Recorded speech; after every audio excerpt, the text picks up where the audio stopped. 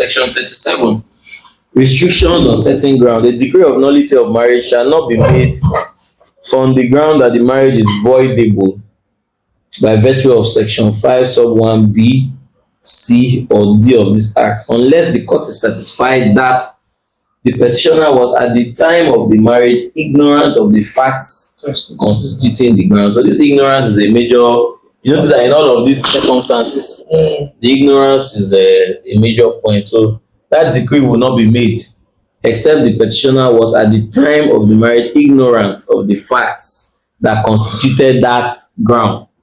B, the petition was filed not later than 12 months after the date of the marriage. Are you seeing? Okay. The 1 year rule again. The 1 year rule has come. The petition was filed not later than 12 months, meaning if it was filed earlier than 12 months for nullity, it will not suffice. Not later. Not later. No, it was filed not later. Meaning you did not wait for the 1 year rule to lapse. Not, guys, the petition was filed not later than 12 months. So, except it was filed later than 12 months, the court will not grant it. Okay, no. It was filed not later. That means if you waited 12 months, if you filed it after 12 months, you cannot come for nullity. And that's what they are saying, is that if you filed after 12 months, is that the understanding? Yes, that's for nullity. If you file for nullity after 12 months, the court will not grant it. So that is within 1 year. Within 1 year. Because the court consider that that's enough time for you. For you to have known, or for you to be able to condone or continue with it. I mean, that's the meaning we all get. Yes. No later than 12 months after the date of marriage, and marital intercourse has not taken place with the consent of the petitioner since the petitioner discovered the existence of the facts constituting the grounds. A decree of nullity of marriage shall not be made unless the court is satisfied that marital intercourse has not taken place with the consent of the petitioner since the petitioner discovered the existence of the fact. So the moment they consider that these facts, I did not know of this and this circumstance before this marriage, so for these reasons I cannot deal with this marriage again. Unsound mind, disease, inability to consummate or whatever, all of these circumstances, you should at that point say, okay, I beg, since I was not sure, we are not consummating this marriage. But if you now continue in marital intercourse, I think this marital intercourse is not just limited to sexual intercourse. The law now said has not taken place with the consent. Yes, now it that is what taking place, but I did not consent to it. No. See what it is. You consenting. Because it says here that. See what I'm getting. First, you should identify whether marital intercourse is sexual intercourse. I don't think so.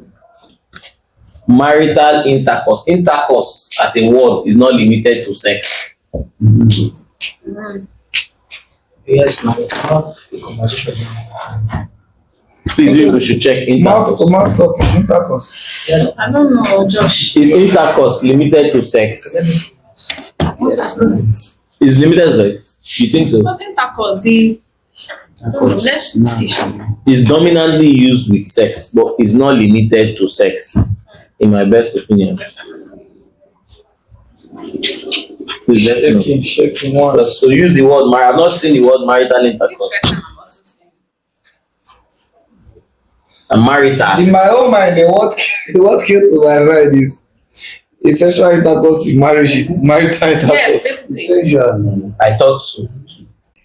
Dealings or communications, Yes, especially right between now. business, governmental entities, or the You like. don't even need to go on. Dealings or Interactions communications, with especially intercourse. between business, Interactions with government. So that means we have intercourse too. Yes, now we are in intercourse now, Seth. No.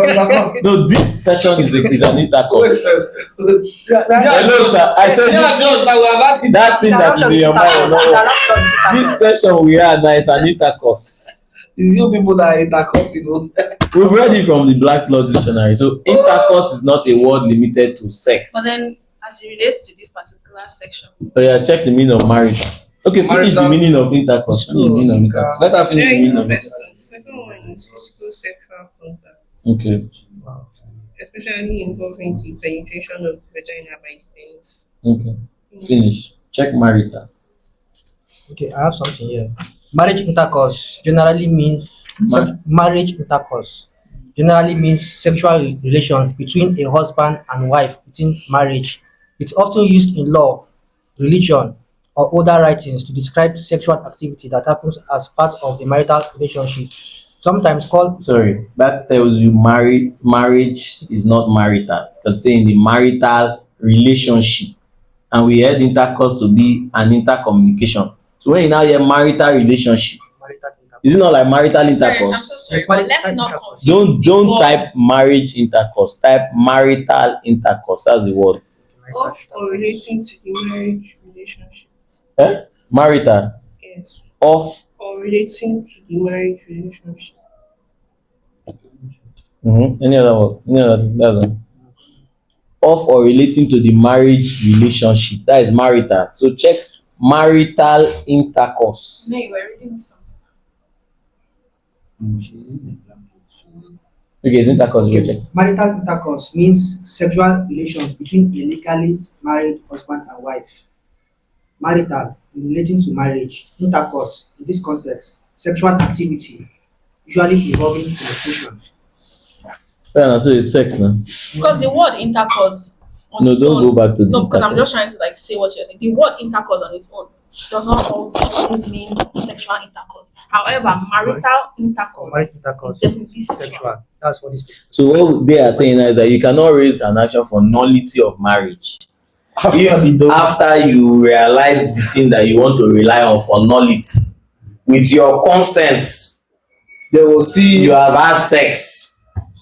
With consent of the parties, you guys have had sex. You cannot still rely because it's, so far as you're having sex, is as good as you don't have a problem with the marriage. So if you don't want the marriage to continue or you feel there was a nullity, stop sex. Don't forget that this also relates to situations where there is unsound mind, venerable Yeah. disease, all of that. But in the midst of those unsound mind, still having venerable consented- disease, all those things are factors for the nullity.